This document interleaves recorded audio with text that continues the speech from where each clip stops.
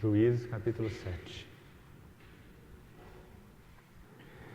Então, Jerubaal, que é Gideão, se levantou de madrugada e todo o povo que com ele estava, e se acamparam junto à fonte de Arode, de maneira que o arraial dos medianitas lhe ficava para o norte, no vale defronte do outeiro de Moré.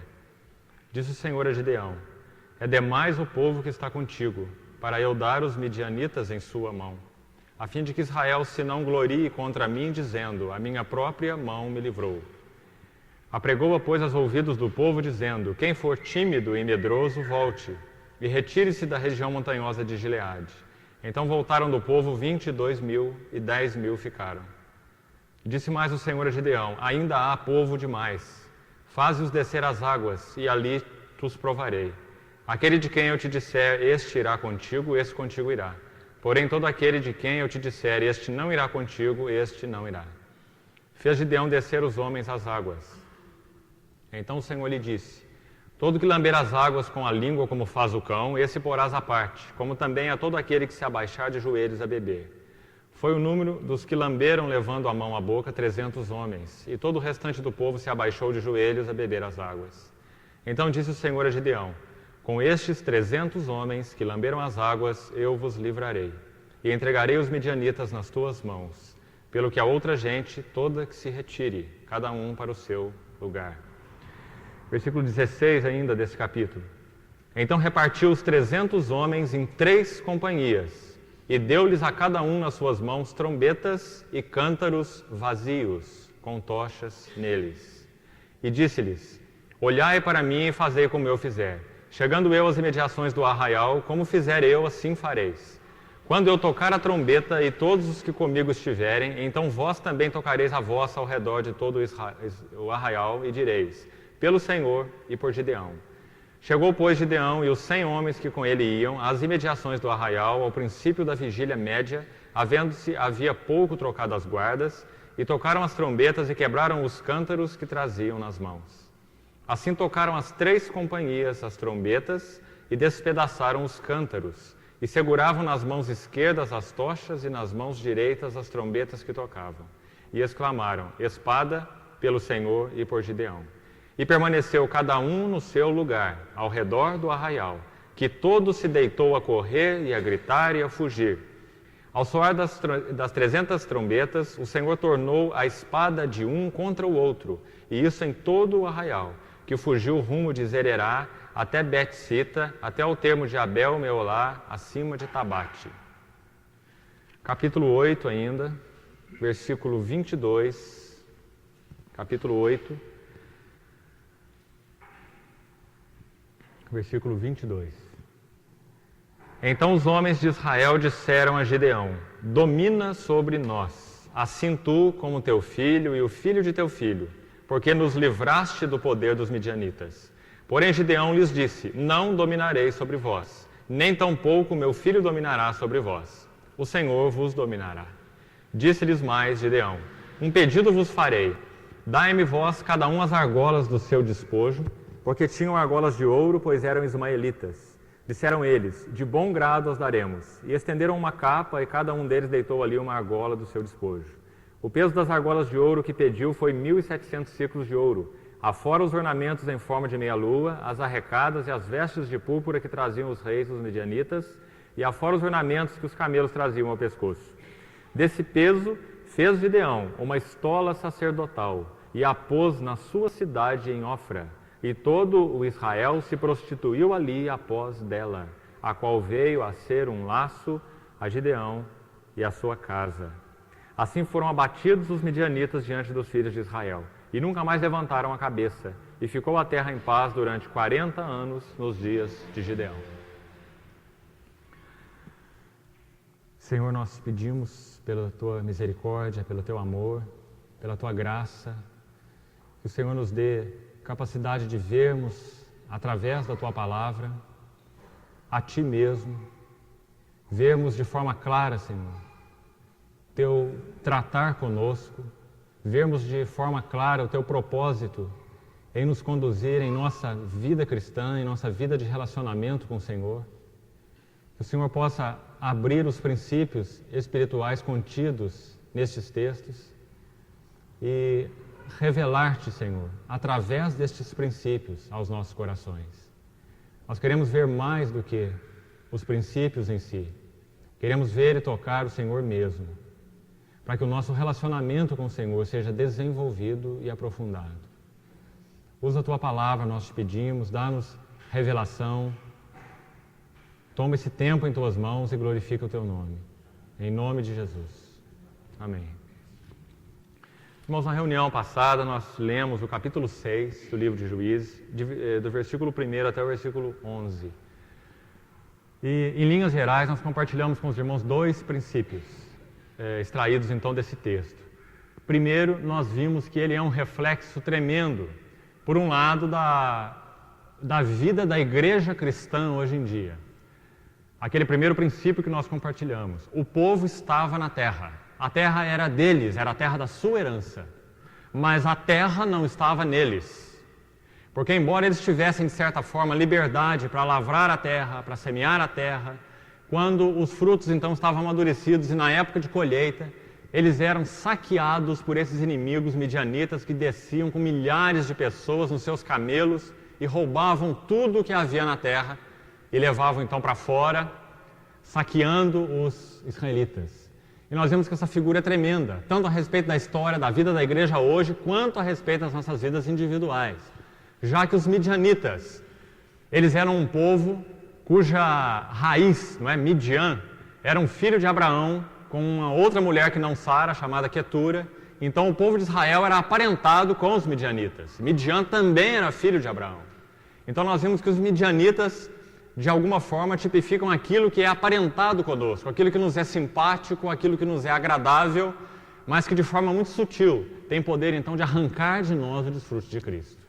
E compartilhamos então algumas coisas no aspecto da vida particular, da vida pessoal, individual, e compartilhamos alguma coisa com relação à vida da igreja. Eu creio que a igreja hoje realmente tem sido assolada nesses aspectos. Muitas coisas em si mesmo agradáveis, em si mesmo simpáticas, em si mesmo boas, né? Até de certa forma grande valor é dado a essas coisas, tem ocupado a centralidade do próprio Senhor Jesus na vida da igreja e no reunir da igreja. E nós podemos incluir tanta coisa aí, né? Que tem provocado tanta distração e descentralização da pessoa do Senhor Jesus, de um viver corporativo em função de conhecê-lo, em função de ganhar a Cristo, em função de crescermos em direção à maturidade de Cristo, em função de nos reunirmos e de vivermos como igreja, não apenas reunirmos, mas vivermos como igreja, afinal de contas, em função de ver a Cristo, revelarmos a Cristo uns aos outros, exortarmos nas nossas vidas individuais, para que possamos crescer em maturidade segundo a imagem de Cristo. Irmãos, muitas coisas têm descentralizado a vida da igreja desse único e central, então, objetivo, que é o objetivo do Senhor para com ela. Isso é terrível, porque há um versículo aqui que nós já compartilhamos, versículo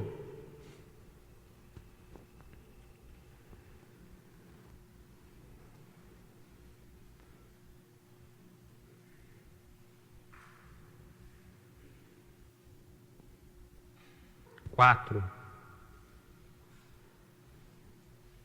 Presta atenção. Contra ele se acampavam, contra Israel, destruindo os produtos da terra até a vizinhança de Gaza, e não deixavam em Israel sustento algum, nem ovelhas, nem bois, nem jumentos, pois subiam com seus gados e tendas e vinham como gafanhotos em tanta multidão que não se podiam contar, nem a eles nem os seus camelos, entravam na terra para destruir. Versículo 6 agora. Assim, Israel ficou muito debilitado com a presença dos midianitas.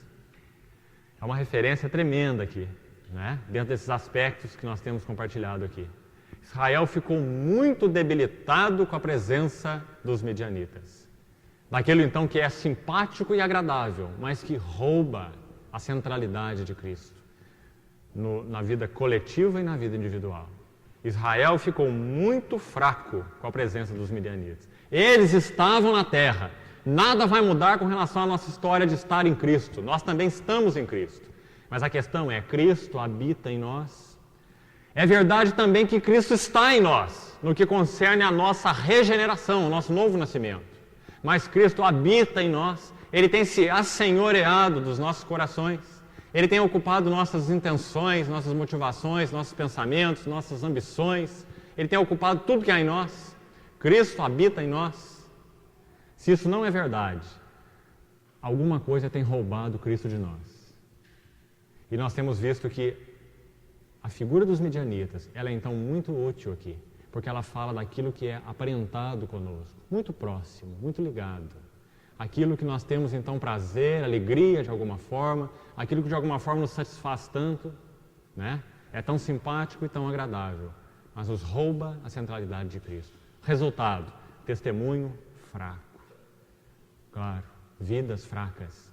Então essa é uma marca da igreja hoje, e é uma marca de muitas das nossas vidas individuais, né?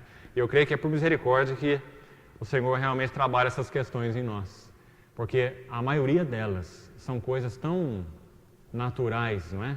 De nos relacionarmos, são coisas tão normais, são coisas do dia a dia. Mas se não houver uma sensibilidade espiritual para nós discernirmos o que nos rouba o deleite de Cristo, o que nos rouba ganhar a Cristo, o que distrai os nossos corações de Cristo, nós ficaremos muito debilitados com a presença dos midianitas nas nossas próprias vidas. Segundo princípio que eu compartilhei com os irmãos ainda na reunião passada. Versículo 11. Maravilhoso princípio. Finalzinho do versículo 11 diz que havia uma maneira de Gideão para colocar a salvo aquele produto da terra dos midianitas então. Gideão usou uma estratégia para colocar a salvo o produto da terra. Nós podemos dizer que em Gideão era verdade que ele estava na terra e a terra estava nele. Gideão estava se alimentando dos produtos da terra. Porque ele estabeleceu, ele discerniu uma estratégia para se guardar a palavra de Deus e não ser então saqueado. Quando os irmãos olham os primeiros versículos, os irmãos vão ver, versículo 2, por exemplo. Prevalecendo o domínio dos midianitas sobre Israel, fizeram estes para si, por causa dos midianitas, as covas que estão nos montes e as cavernas e as fortificações.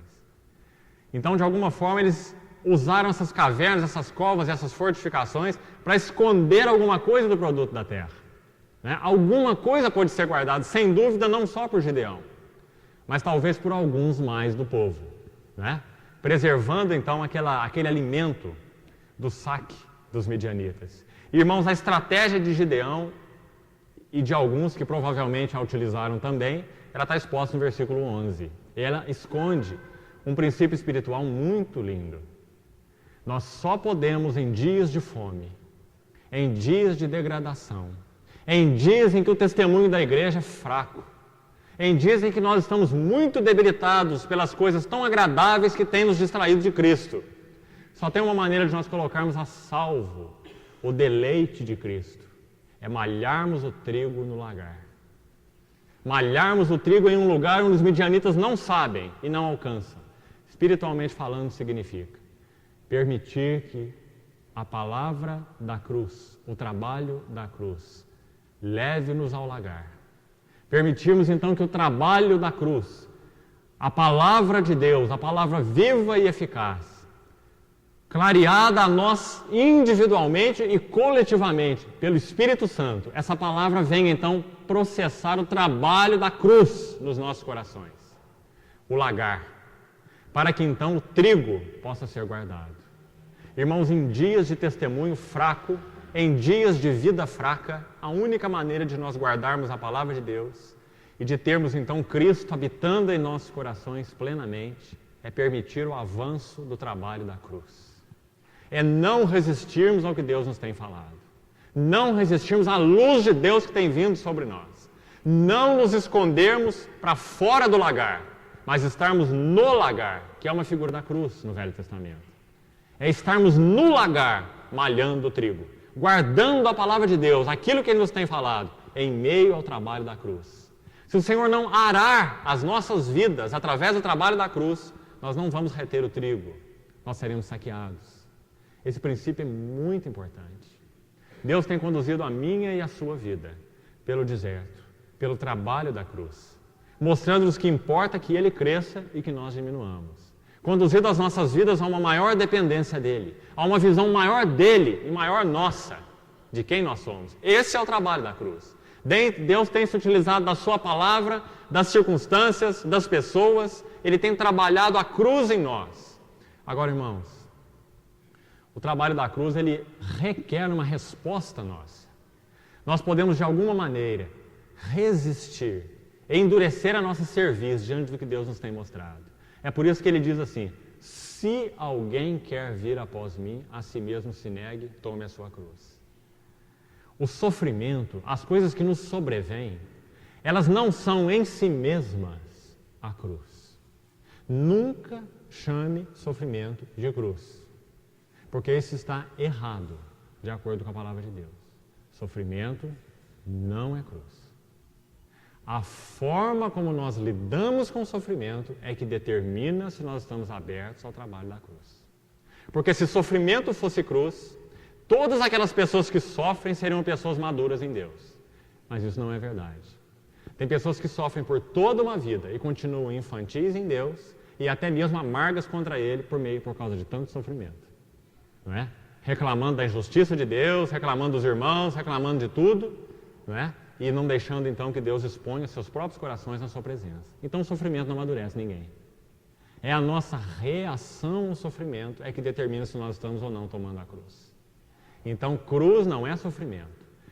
O trabalho da cruz gera sofrimento, mas sofrimento não é cruz. Se nós não soubermos lidar com o sofrimento, com o que tem vindo sobre nós, abertos a Deus para que Ele nos fale, dele e de nós, quem Ele é e quem nós somos, como Ele fez com Jó. Então nós não passaremos pelo trabalho da cruz. O sofrimento de nada valerá, senão para endurecer mais ainda os nossos corações. Então, irmãos, esse é um princípio importante. O trabalho da cruz, tipificado aqui pelo lagar, ele então predispõe, digamos que ele abre brechas no nosso coração, porque é isso que ele faz. Através do trabalho da cruz, Deus ara, ele passa o arado nos nossos corações, para que a palavra seja então semeada. Nós só guardamos a palavra de Deus pelo trabalho da cruz. Os irmãos se lembram de Jó, eu já citei. Ele só pôde crescer a maturidade na sua história com Deus. Não foi porque ele sofreu, mas foi porque ele sofreu e ouviu a palavra de Deus. Os primeiros capítulos, só sofrimento. No final do processo, Deus, do meio do redemoinho, começou a falar com Jó. Não é? Nós já estudamos o livro de Jó. Então Deus fala, revela toda a sua glória, soberania, que Ele é um Deus indisponível, Ele é um Deus que governa e que faz o que Ele quer, como Ele quer, na hora que Ele quer, com quem quer, do jeito que Ele quer, que Ele não está amarrado com ninguém, nem com o justo, que o justo, se ele praticar a justiça, isso é útil para ele, mas não é útil para Deus, não acrescenta nada à santidade de Deus, Deus não precisa da nossa justiça, Ele já é totalmente justo e santo. Jó não entendia assim. Jó entendia que o fato dele ser um homem bom, que amava a Deus, que caminhava com Deus, amarrava Deus com ele. E quando ele começou a sofrer, ele começou a questionar quem era Deus. Mas se eu sou tão justo, mas se eu sou isso, mas se eu sou isso, mas se eu faço aquilo, mas se eu faço aquilo, por que eu estou sofrendo? Né? Então Deus, ele despe Jó através do sofrimento. Ele vai despindo Jó dos seus adornos intelectuais, até mesmo morais, emocionais, físicos, até físicos. Ele torna Jó um doente, né? Ele despe Jó dos seus adornos. Esse é um aspecto do trabalho da cruz. Mas não é só esse. Porque o trabalho da cruz não é só sofrimento. O trabalho da cruz é sofrimento, mais a palavra de Deus. Se Deus não falar conosco na nossa história pessoal, só o sofrimento não adianta. Né? Então, malhar o trigo no lagar fala da palavra de Deus guardada mediante o trabalho da cruz. Agora, irmãos, nós começamos a ler hoje a partir do capítulo 7. Agora eu preciso contar a história anterior para os irmãos. O texto é longo, né? São 3 capítulos inteiros, 6, 7 e 8, para falar sobre a história de Gideão e os 300. Então eu gostaria de contar um pouco da história e extrair um pouco de princípios para os irmãos do capítulo 6, já que não dá para a gente passar por tantos detalhes. Dos versículos 12, que foi onde na reunião passada nós paramos de ler, né? Capítulo 6, dos versículos 12 até o finalzinho, até o versículo 40, muita coisa interessante acontece. Eu gostaria de citar para os irmãos alguns fatos importantes que escondem também princípios espirituais muito importantes. do nosso relacionamento com Deus e, obviamente, da nossa batalha espiritual. Então, o que acontece a partir do versículo 11, na verdade? Né? Deus chama Gideão. Gideão tem uma visão ali, né, do anjo do Senhor debaixo desse carvalho que está em Ofra, como diz o versículo 11. Tem um detalhe sobre esse anjo, no versículo 21, que eu gostaria que você notasse. Diz assim, olha, estendeu o anjo do Senhor a ponta do cajado que trazia na mão. Era um anjo interessante. Gideão não viu apenas um anjo, ele viu um anjo com um cajado na mão. Por que um cajado e não um outro instrumento qualquer? Uma trombeta, uma vara? Né? Por que um cajado? A ideia é bem simples, né? E clara para Gideão, porque cajado é instrumento de pastor. Então, Deus se revela a Gideão como aquele que pastoreia a Israel. O anjo do Senhor, isso aqui é chamado de teofania. Teofania seriam aquelas manifestações de Deus não encarnadas, porque Deus somente se encarnou na pessoa do Senhor Jesus. Teofania, no Velho Testamento, são manifestações de Deus não encarnada, mas manifestações de Deus mesmo. Não era apenas um anjo, não. Um anjo qualquer, não. Por isso aparece aqui com letra maiúscula. O anjo do Senhor. Não é? E esse anjo aceita a adoração, ele recebe a adoração, porque é uma manifestação de Deus. Não é um anjo, na verdade. É uma manifestação do próprio Deus, só que não encarnada. Por muitas vezes isso acontece no Velho Testamento. Deus se mostrou assim para Moisés, Deus se mostrou assim para Abraão. Então isso se chama teofania, um aparecimento de Deus, de uma forma não encarnada. Né? Então o anjo do Senhor, o próprio Senhor, assentou-se ali então debaixo daquele carvalho. E observa que ele tinha então esse cajado de pastor na mão. Uma figura muito linda. Porque Gideão deve ter ficado assombrado diante daquela visão, é claro. Não é? É bem evidente aí que ele ficou. O Senhor falou com ele através daquela expressão, aquela teofania, não é? O Senhor é contigo, homem valente, não é? Então ele viu aquele anjo com um cajado na mão. A ideia é que Gideão seria realmente apenas um cooperador nessa batalha espiritual, não é? Porque o Senhor é o pastor do seu povo. Aquele anjo aparece com um cajado. E o que acontece aqui? Os irmãos vão ver que no início, primeira coisa importante aqui é o chamado do Senhor. Não é? Na nossa história, na nossa batalha espiritual, meus irmãos, tudo começou assim. Nós não teríamos nenhuma batalha espiritual se o Senhor não tivesse revelado a nós, se o Senhor não tivesse nos chamado. Ele nos chamou do mundo, então a nossa história de batalha começou. Ele nos chamou das trevas, então a nossa história de batalha começou. Ele nos trouxe para a luz, então nós começamos a ver as trevas do nosso coração. Então nós começamos a entender. Então a nossa batalha começou. Com Gideão também foi assim. Agora é lindo nós vemos como o Senhor o chama então para a batalha. Primeira coisa que ele vê, o Senhor mesmo, né, na pessoa daquele anjo, com o cajado na mão. Interessante que essa visão é desenvolvida no Novo Testamento de uma forma tão interessante. Né?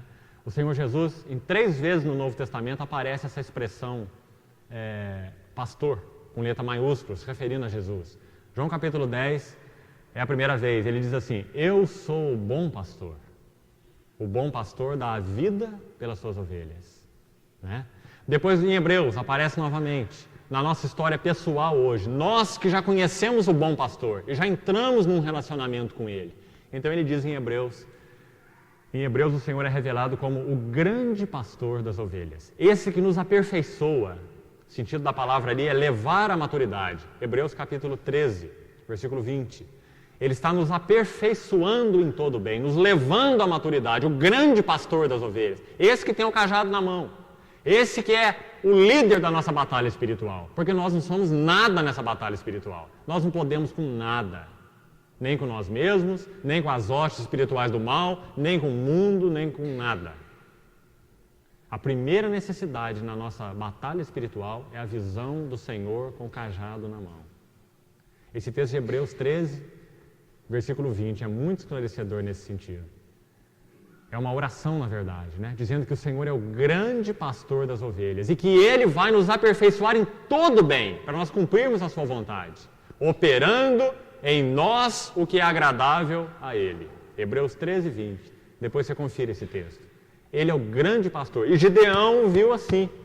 Gideão viu um anjo do Senhor com um cajado na mão. Agora tem uma terceira menção no Novo Testamento sobre o pastor. Aparece lá em Pedro. 1 Pedro 5, versículo 4, Pedro diz assim: quando o Supremo Pastor se manifestar, nós receberemos a imarcessível coroa da glória.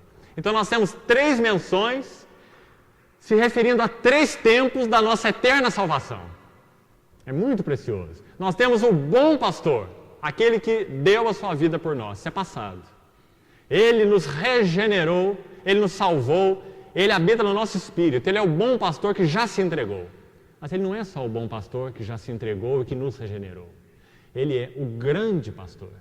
O grande pastor que hoje está fazendo o quê? Hebreus 13, 20. Ele está nos aperfeiçoando, conduzindo à maturidade, aperfeiçoando em todo o bem. Para quê? Para cumprirmos a sua vontade. Como é que ele faz isso? Operando em nós o que é agradável diante dele. É o que está escrito aí no texto. E aonde que isso vai? Para onde que isso vai nos conduzir? Logo que o Supremo Pastor se manifestar, recebereis a imarcessível coroa da glória. Para onde que isso vai nos conduzir? Para a herança. Para onde que o grande pastor de hoje, que tem nos amadurecido, aperfeiçoado em todo o bem, para onde que ele vai nos conduzir? Para o reino. Recebereis a imarcessível coroa da glória. Esse grande pastor de hoje está nos aperfeiçoando e amadurecendo para nos conduzir ao reino quando ele voltar. Né? O bom pastor, o grande pastor, o supremo pastor. Então Gideão teve essa visão, o anjo de Deus com o cajado na mão. Que visão importante, né? E isso sem dúvida foi de um valor muito grande para Gideão. Porque assim como Moisés, quando foi chamado por Deus, você se lembra? Senhor, eu não sei falar, chama outro, dá um jeito, eu não tenho condição, 40 anos nesse deserto, se eu sabia alguma coisa, eu já desaprendi tudo. Eu vou ter que fazer curso no Egito de novo, para lembrar as coisas que eu já esqueci, porque senão o Senhor não pode me usar. Não é? Moisés achou que ele tinha que ir de novo para a academia do Egito para fazer o curso. Não é? Porque ele tinha ficado sozinho no deserto 40 anos, ele desaprendeu tudo, quase que ele desaprendeu falar. Ele só tinha contato com ovelha, não é? Quando o Senhor o chamou, ele estava quase balindo, que nem uma ovelha. Então o Senhor o chamou e falou, eu não tenho jeito. E o Senhor falou assim, Moisés, a questão não é o que você é, a questão é o que eu sou. Você não tinha jeito quando você estava lá. Agora que você não sabe nada, você tem jeito. Não é? Para eu te usar, você tem que saber nada. Né? Então o Senhor chama Moisés e Moisés é todo resistente. A mesma coisa com Gideão.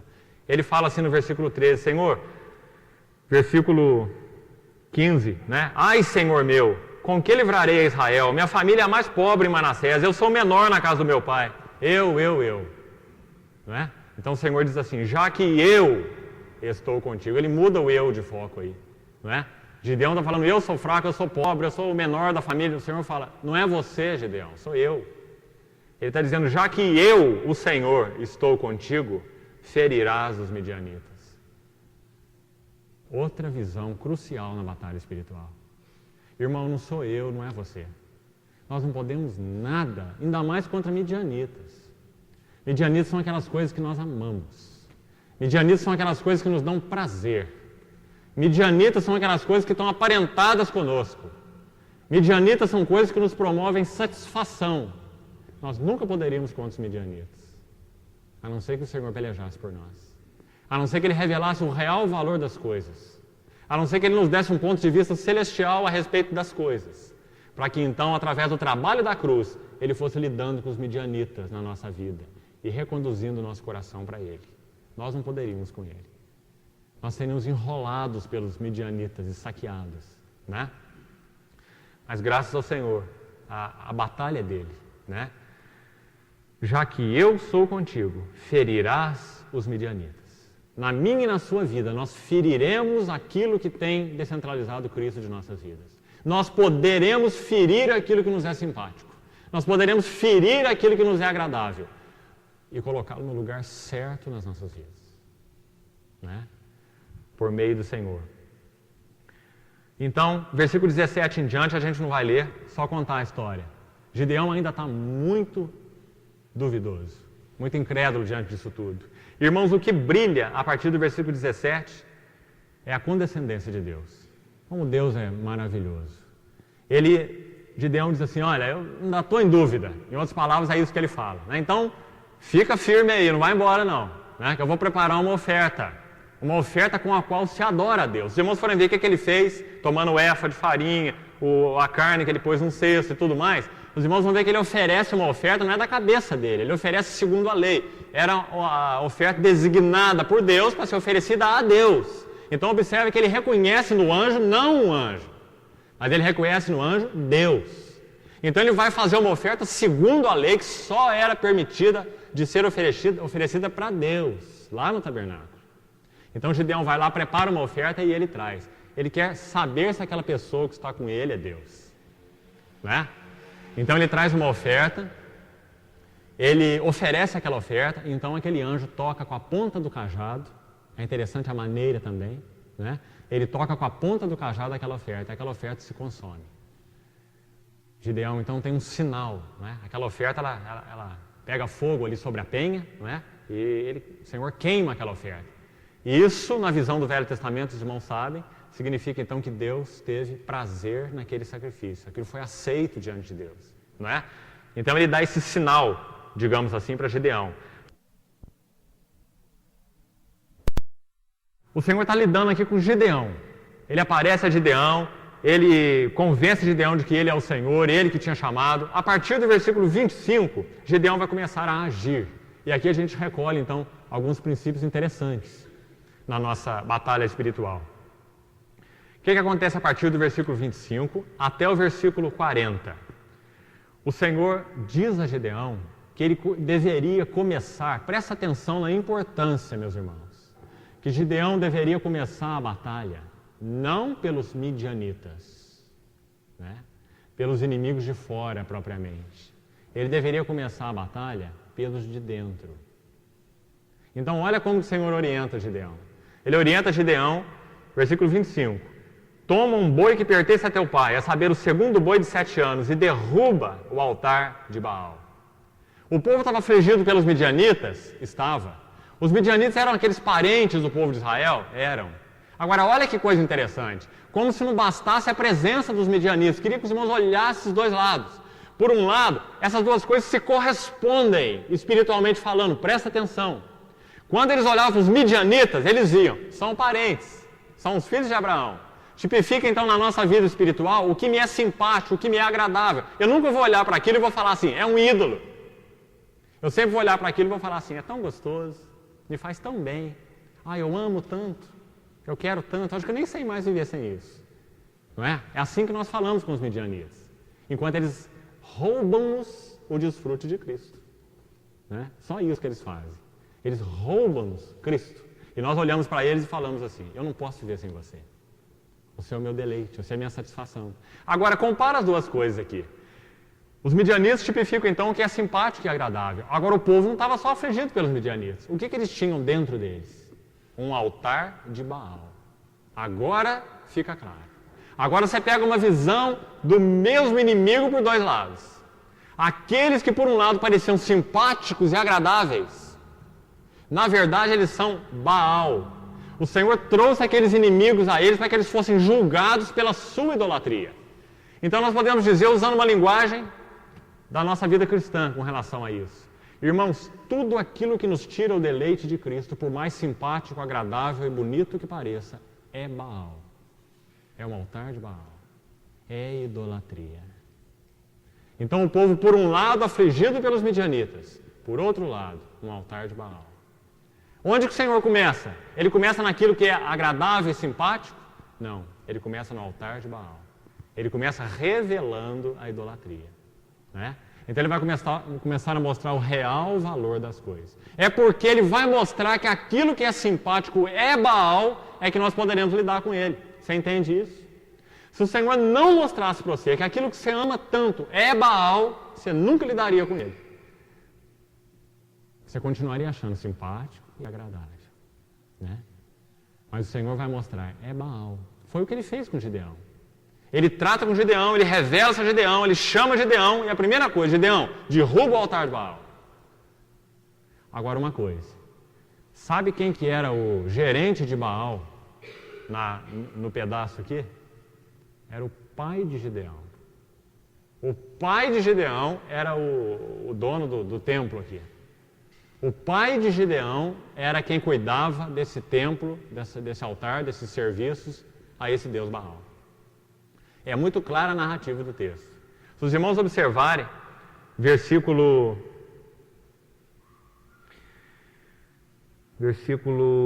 28,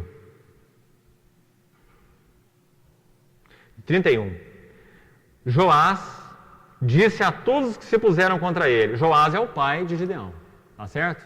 Joás disse a todos os que se puseram contra ele, contra Gideão, porque eles descobriram ali que foi Gideão que arrebentou o altar de Baal, destruiu o altar todo, levantou um altar ao Senhor, sacrificou o boi no altar, o boi que era do pai dele, né? Então Joás disse a todos que se puseram contra eles, queriam matar Gideão por causa disso, né? Apedrejar Gideão porque ele destruiu o templo idólatra a Baal ali, no meio deles.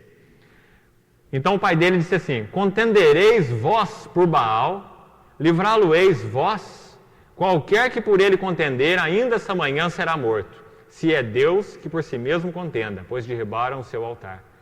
O pai de Gideão age com tanta autoridade, né? Quem contender por Baal hoje aqui vai ser morto, porque ele é o gerente do culto idólatra ali.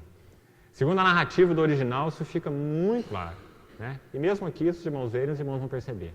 O pai de Gideão era quem cuidava do serviço a Baal. Agora, de alguma forma, a gente percebe que nessa atitude de Gideão, o próprio Senhor fala ao coração do pai de Gideão. Ele não permite que os outros venham e se oponham ao seu filho e matem o seu filho, não é? Ele diz: não, meu filho derrubou o altar. Agora, é uma boa oportunidade para a gente provar se Baal é Deus. Se ele for Deus, ele que cuide de Gideão, ninguém precisa contender por ele, que se ele for Deus, ele é suficiente, né? Então, o Senhor começa a lançar luz no pai de Gideão a respeito de quem é Baal. Então é um princípio interessante. O Senhor começou uma purificação interna primeiro, para depois lidar com os midianitas, né? Então os irmãos estão vendo que isso se corresponde, não é muito claro. Por que o Senhor não foi direto nos midianitas? Lidar com os midianitas, porque os midianitas é que oprimiam, né? Se nós perguntássemos assim, quem que está oprimindo Israel? Os midianitas ou Baal? Qual que é a nossa resposta? Os midianitas. Mas você está vendo que não é a resposta de Deus? Você está vendo? A resposta de Deus é: quem está oprimindo o povo de Deus é Baal. E eu estou usando os midianitas para revelar a idolatria deles. Olha como isso é importante, irmãos. Deus utilizando aquilo que é tão agradável e simpático para nós, para mostrar o verdadeiro caráter daquilo. Se nos afasta de Cristo, é Baal. Não importa que é um Baal bonitinho, não importa que é um Baal gostoso, que é um Baal formoso, é Baal. Então o Senhor revela a real natureza, para que então Ele possa lidar com os inimigos. É assim que Ele faz em nossas vidas. Esse é um princípio então importante aqui, a relação dos midianitas com Baal. Primeiro Deus lida com Baal, depois com os midianitas. A natureza é a mesma, né? Agora, umas questões envolvidas aí nessa narrativa do versículo 25 até o versículo 40. Primeiro então, Gideão purifica a sua cidade. Primeiro, purificação interior. Sua própria história, sua própria família, seu pai, seu contexto, não é? Deus sempre age do menor para o maior. Deus sempre age do centro para a periferia.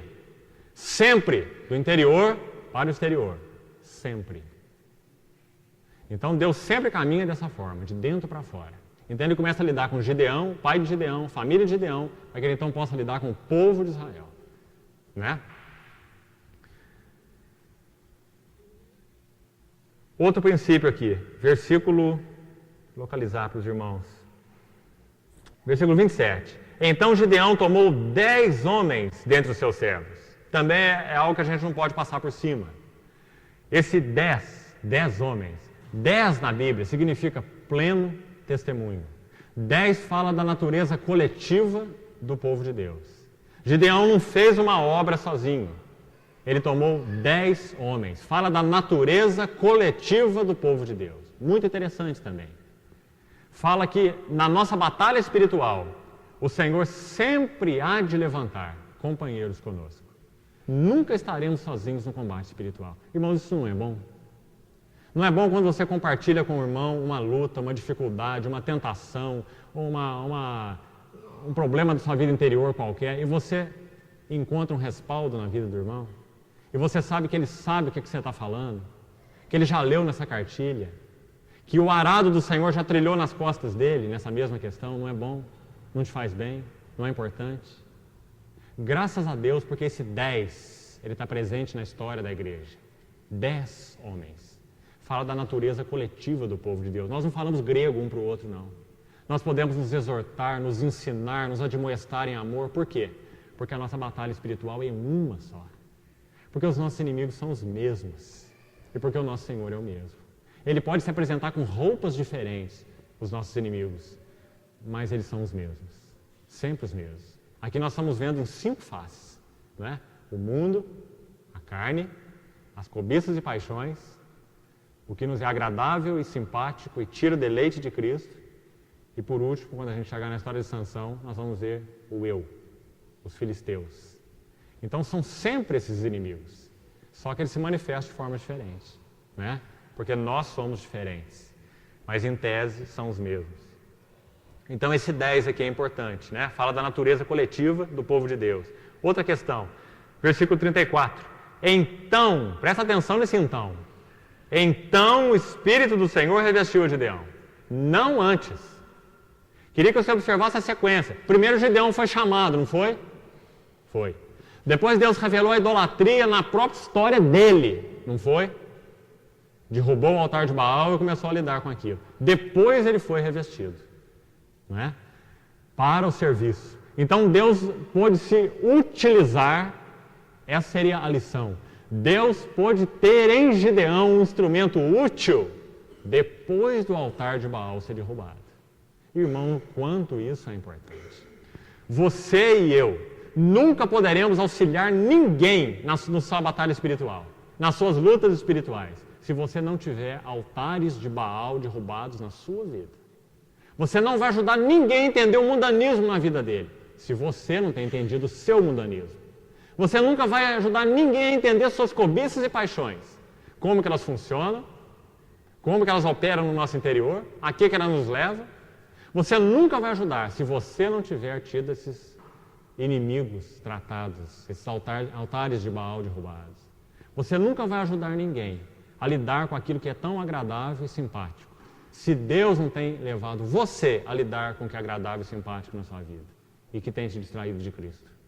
Então, primeiro, Gideão derruba o altar de Baal. Depois ele pode ser útil. Que Deus é o nosso Deus, né? Nós não somos úteis apenas por estudar teologia. Nós não somos úteis por termos uma formação acadêmica. Nós não somos úteis por termos inteligência. Nós não somos úteis por termos eloquência, oratória, capacidade de convencer os outros, né? Isso é nada. Nós só somos úteis, espiritualmente falando, se nós conhecemos o trabalho da cruz. Os altares de Baal derrubados. Se eu conheço o mundanismo em mim, se eu conheço a carne em mim, se eu conheço as cobiças em mim, se eu conheço paixões em mim, se eu conheço coisas que tiram deleite de Cristo em mim, aí eu sou útil para auxiliar outros. Porque eu sei como que isso se processa na história espiritual. O Senhor Jesus foi tentado em todas as coisas, a nossa semelhança, mas sem pecado. Por isso ele tem poder para socorrer os que são tentados. De alguma maneira, mesmo sendo um homem absolutamente santo e perfeito, de alguma maneira inexplicável, ele foi tentado em todas as coisas, literalmente. Tentado em pensamentos, tentado dentro dele, fora dele, acima dele, né?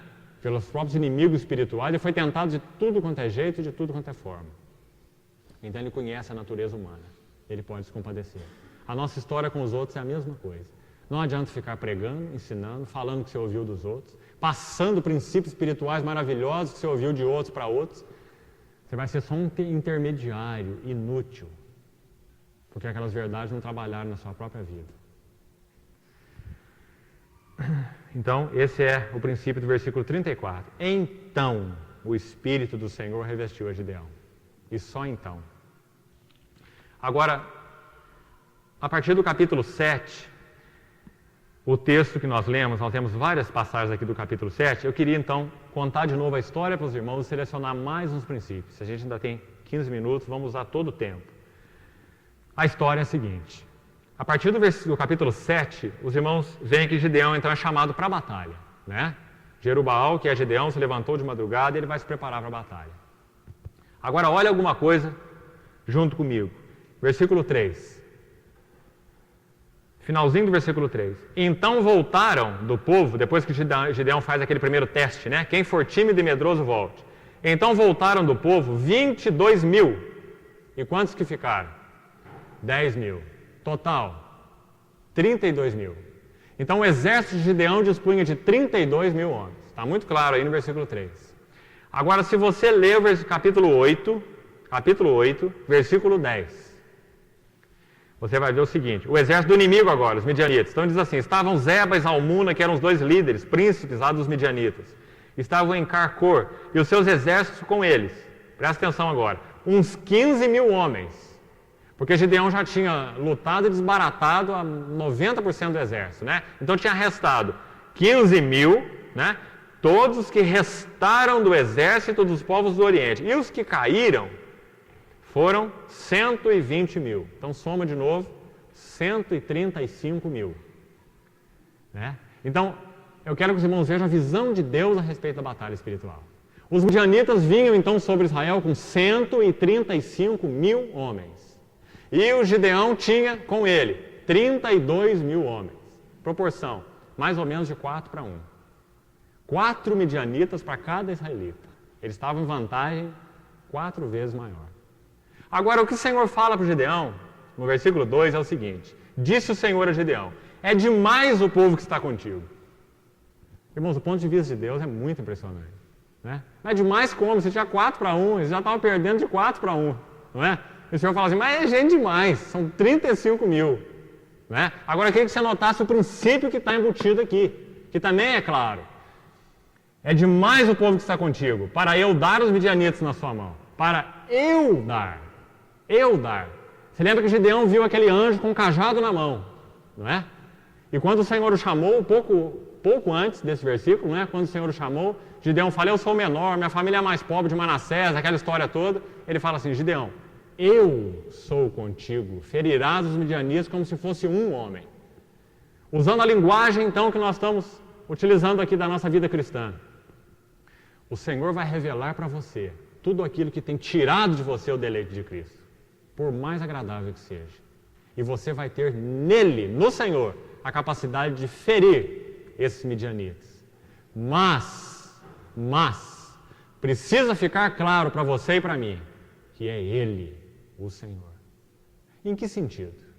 Irmãos, nós temos uma tendência religiosa incurável nas nossas vidas. Nós nascemos religiosos, desde o berço. Toda a nossa história é uma história de busca de Deus de alguma forma. Não é? Não Deus vive verdadeiro. Nós saímos catando tudo que chama Deus com letra minúscula e tentando satisfazer o desejo do nosso coração. O homem é religioso desde que ele nasce. Ele quer alguma coisa grande que satisfaça seu coração e ele sai buscando e tentando achar onde está isso. Quando nós nos convertemos, nós tendemos a lidar com Deus da mesma forma.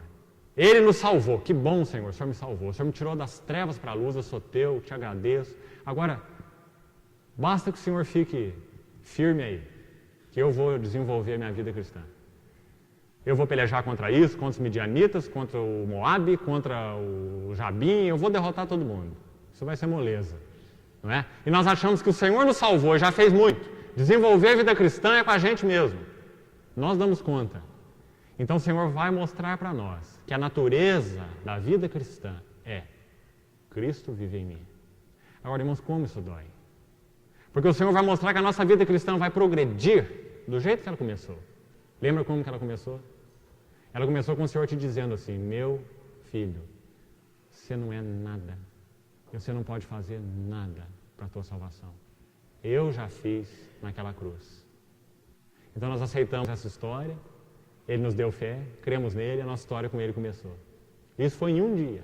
A partir daí na nossa história, Ele vai continuar falando a mesma coisa.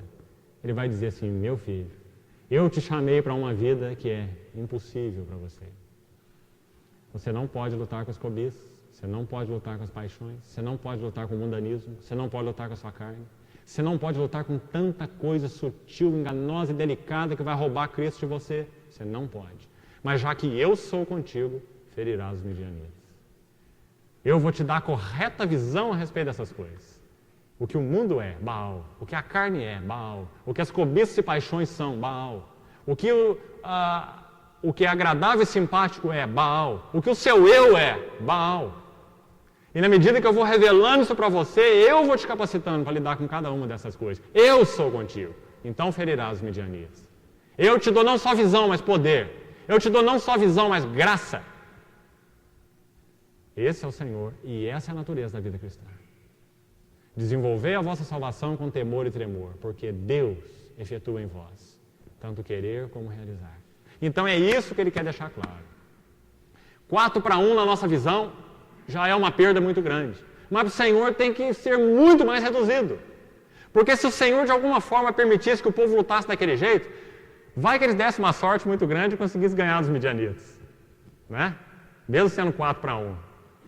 Eles iam se gloriar da sua vitória. Irmãos, mas a natureza da vida cristã é de tal forma que quando a batalha espiritual, a natureza da batalha espiritual é genuína, sempre Cristo é glorificado.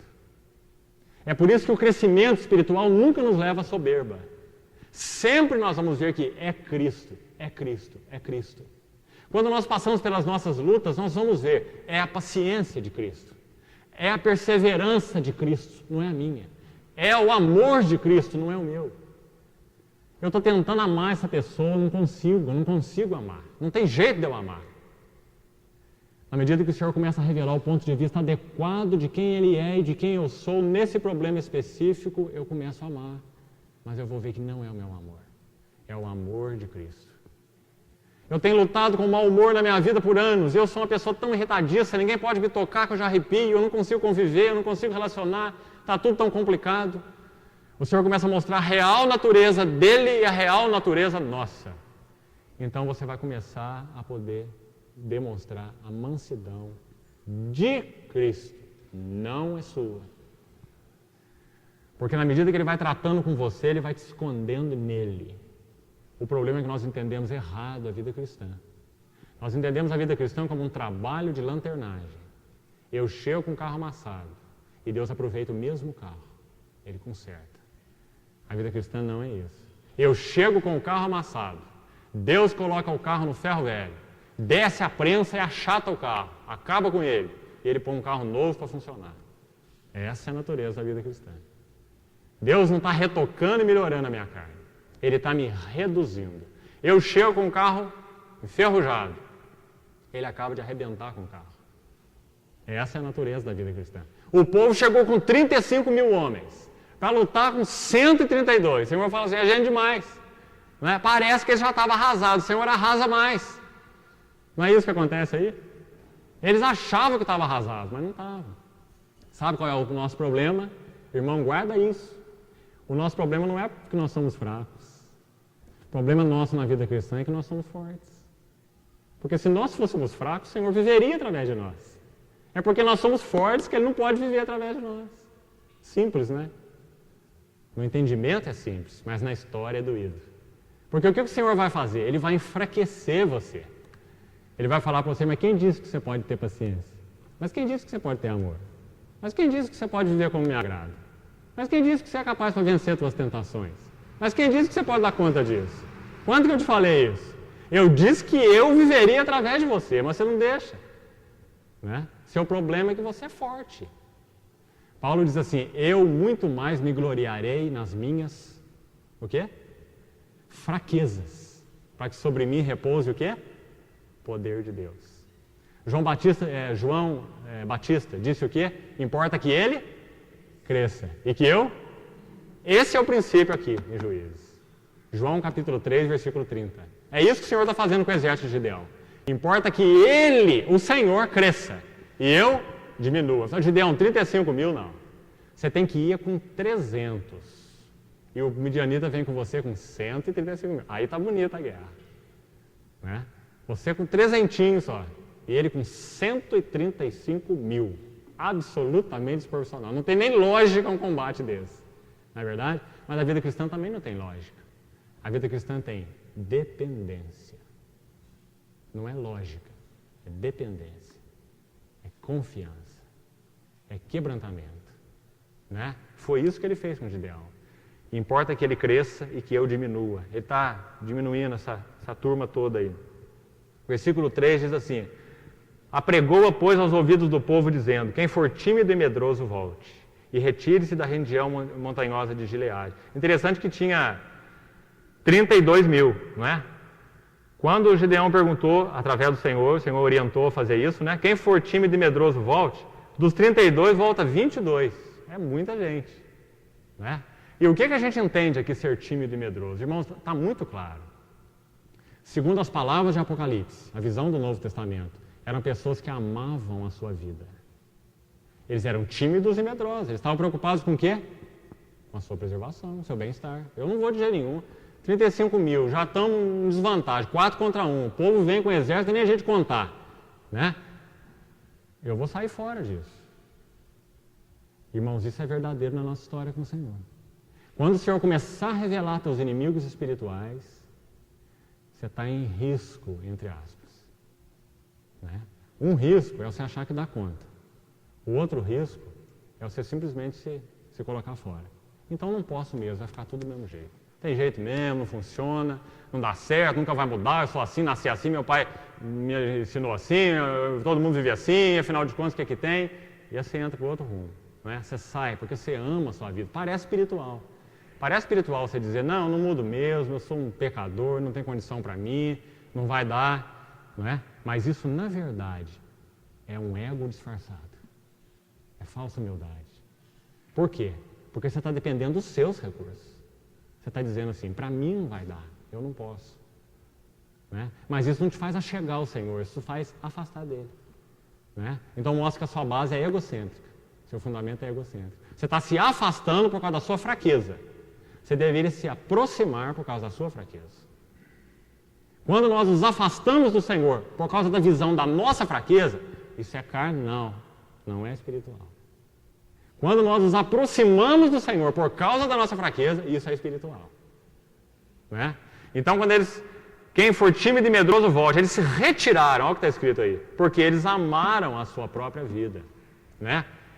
Apocalipse capítulo 2, versículo 10, diz que os vencedores, aqueles que venceram, eles venceram os seus inimigos, né, espirituais. Ali se refere ao próprio diabo até. Capítulo 12 de Apocalipse. Eles o venceram por causa do sangue do Cordeiro, por causa do que Cristo fez lá na cruz. Não é a minha vitória, a vitória é dele, o sangue do Cordeiro, mas tem mais coisas. O sangue do Cordeiro é a base, é o fundamento. Sem o sangue do Cordeiro, nada. O que nós podemos fazer? Não é? Eles, pois, o venceram por causa do sangue do Cordeiro. Mas não é só o sangue do Cordeiro. Eu preciso fazer algo. Não é acrescentar algo à obra de Cristo, porque nada pode ser acrescentado à obra de Cristo. Mas essa vitória deve aparecer da minha vida. Como é que ela vai aparecer? Pela palavra do testemunho que dera. Testemunho do quê? Testemunho do valor dessa obra executada na cruz do Calvário. Testemunho da glória de Cristo. É o que a tocha aqui em Gideão tipifica.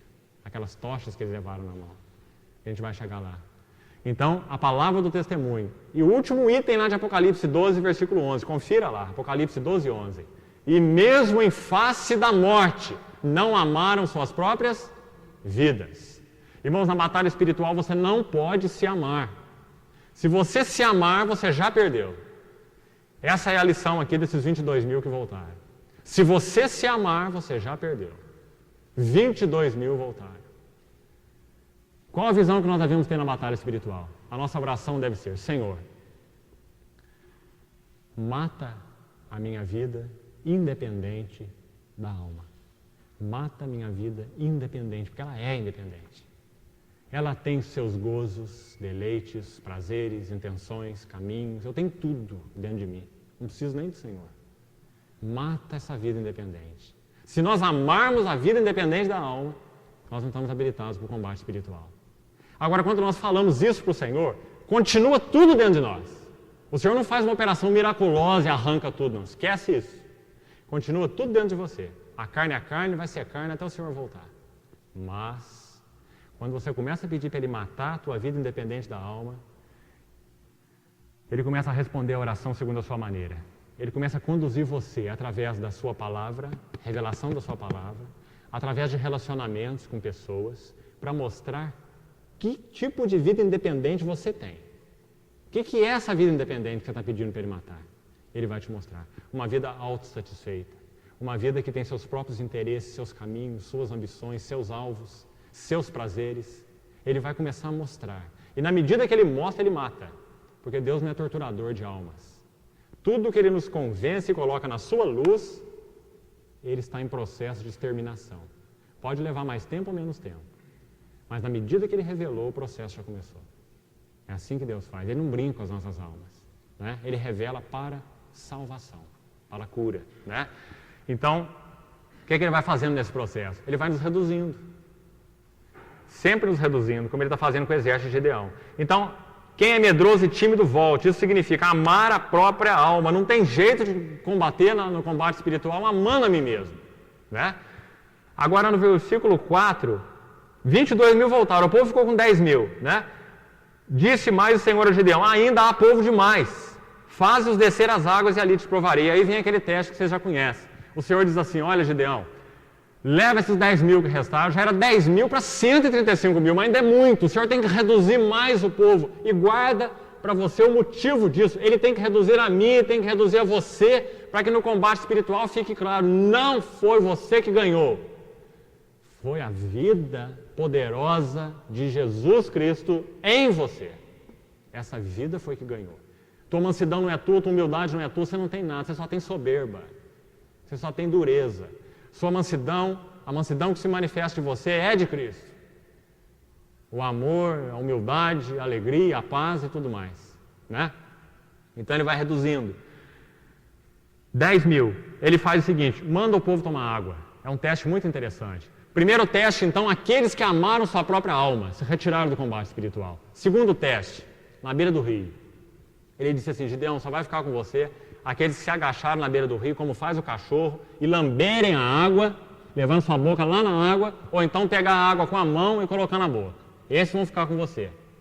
Aqueles que tiraram as suas armaduras, para se ajoelhar na água e tomar água, porque era assim que os exércitos costumavam fazer, né? Eles tiravam suas armaduras, e normalmente alguns ficavam de vigia, para não ter problema, né? Então eles entravam dentro d'água. E ajoelhava dentro d'água, e tomava água, e quase que se banhavam ali. Não é? O Senhor falou: não, esses eu não quero. E o que ele quer nos ensinar aqui?